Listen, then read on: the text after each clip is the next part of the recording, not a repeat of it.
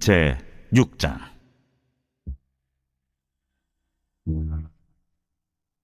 여호와께서 모세에게 말씀하여 이르시되, 이스라엘 자손에게 전하여 그들에게 이르라. 남자나 여자가 특별한 소원 곧 나실인의 소원을 하고 자기 몸을 구별하여 여호와께 드리려고 하면 포도주와 독주를 멀리하며 포도주로 된 초나 독주로 된 초를 마시지 말며 포도죽도 마시지 말며 생포도나 건포도도 먹지 말지니 자기 몸을 구별하는 모든 날 동안에는 포도나무 솟아는 씨나 껍질이라도 먹지 말지며 그 소원을 하고 구별하는 모든 날 동안은 삭도를 절대로 그의 머리에 대지 말 것이다.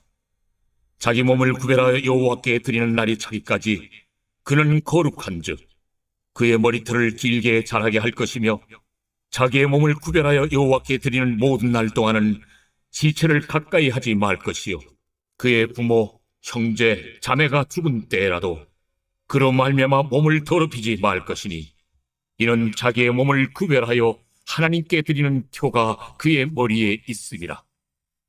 자기의 몸을 구별하는 모든 날 동안 그는 여호와께 거룩한 자니라.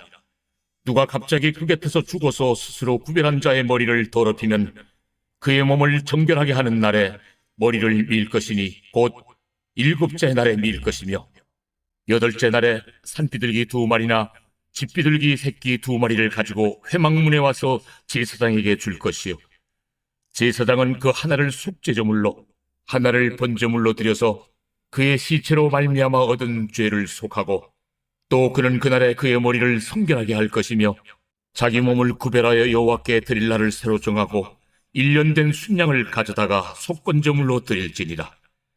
자기의 몸을 구별한 때 그의 몸을 더럽혔은즉 지나간 기간은 무효니라. 사람들은 자신을 소개할 때 명함을 주면서 자기가 무슨 일을 하는 사람인지를 알립니다. 또 상대방이 알만한 사람들과의 관계를 말하면서 자신을 소개를 하기도 하죠. 그러나 그것은 자기 자신을 소개하는 게 아닙니다. 본문은 나실인의 규례를 통해서 우리가 거룩하게 구별되어 주님께 드려진 성도임을 가르쳐주면서 거룩하게 살아갈 것을 격려하고 있습니다. 우선은 구별된 사람에 대한 그런 메시지인데요. 기독교인들은 보통 술, 담배를 하지 않는다라고 알려져 있죠. 이렇게 된 데는 선교사님들의 영향이 큽니다. 선교 초기에 우리나라에는 농한기가 되면 술과 노름에 빠지는 사람들이 굉장히 많았습니다. 그때 선교사님들은 성도들에게 세상 사람들과 구별이 된 삶을 강조하면서 예수를 믿는 사람은 쾌락과 향락을 추구하지 않는 사람이다 라는 그런 정체성이 생기게 된 것이죠.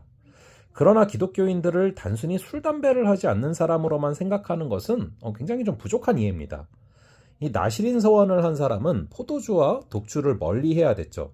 술뿐만이 아닙니다. 포도도 먹어서는 안 되고 포도나무 솟아는 씨나 껍질도 금해야 됐습니다. 단순하게 술을 먹지 않는 정도가 아니다라는 걸 알 수 있죠. 모세가 파송한 정탐꾼들은 풍요의 상징으로 엄청나게 큰 포도송이를 들고 왔습니다. 포도송이는 이스라엘의 번영을 상징하기도 하죠. 다시 말해 포도는 하나님이 허락하신 축복의 산물입니다. 그럼에도 나실인이 그것을 멀리해야 되는 이유는 술로 대표되는 세상의 향락을 스스로 포기하고 오직 주님의 기쁨만을 위해서 살아가는 사람임을 나타내기 위한 것입니다. 성도는 세상 사람들과는 구별된 사람인 것이죠. 따라서 하나님의 기쁨이 되기 위해서 거룩함에 방해가 되는 모든 것을 끊어야 됩니다. 그리고 하나님을 섬기는 것, 하나님과 동행하는 것에서 큰 기쁨을 찾아야 되는 것이죠. 이어서 주권을 인정하는 사람입니다. 인간이 죄를 범하게 된 원인이 하나님께 있다고 엉뚱하게 주장하는 사람들이 있습니다. 에덴 동산에 선악과를 두지 않으셨으면 인간이 그것을 따먹을 일이 없었을 것이고 그렇다면 죄를 지을 리도 없기 때문이다라는 건데요. 그러나 이것은 어불성설이죠. 하나님은 천지를 창조하시고 그것을 다스릴 권한을 인간에게 위임하셨습니다. 그렇다면 인간이 에덴 동산의 주인이 된 것 같아 보이죠. 그러나 하나님은 인간에게 다른 모든 건 허락하셨지만 선악을 알게 하는 나무를 두고서 그 열매를 금하심으로 하나님과 인간 사이를 구별하셨습니다. 즉 선악과는 하나님이 우리의 주인이심을 상징하는 것이죠. 나실인은 머리털을 깎지 말고 자라게 두어야 했습니다. 나실인에게 머리에 대한 규례를 주신 까닭은 생각의 근원, 즉 머리가 되는 것을 자신의 마음대로 하지 말고 오직 하나님께 맡기라는 것입니다. 또 그것을 자라게 두는 이유는 모든 것을 주님의 뜻에 맡기고 순종해야 된다는 것이죠. 그리스도인은 어떤 사람을 가리킵니까? 일주일에 한 번씩 교회 가는 사람입니까? 힘들 때 하나님을 찾고 기도한다고 그리스도인이라고 할 수 있습니까? 여러분, 다른 종교도 그렇게 하죠. 성도는 자신의 모든 주권이 하나님께 있음을 인정하는 사람입니다. 따라서 성도는 자신의 시간도, 물질도, 건강도, 심지어 생명까지도 하나님의 것으로 사용되기를 기뻐하며 감사해야 되는 존재인 것입니다.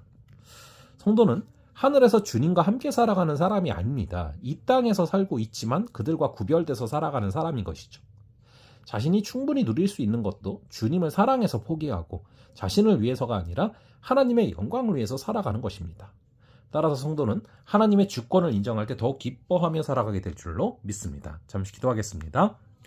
아버지 하나님, 우리가 거룩하게 구별되어 주님께 드려진 사람임을 깨닫게 하시니 감사합니다.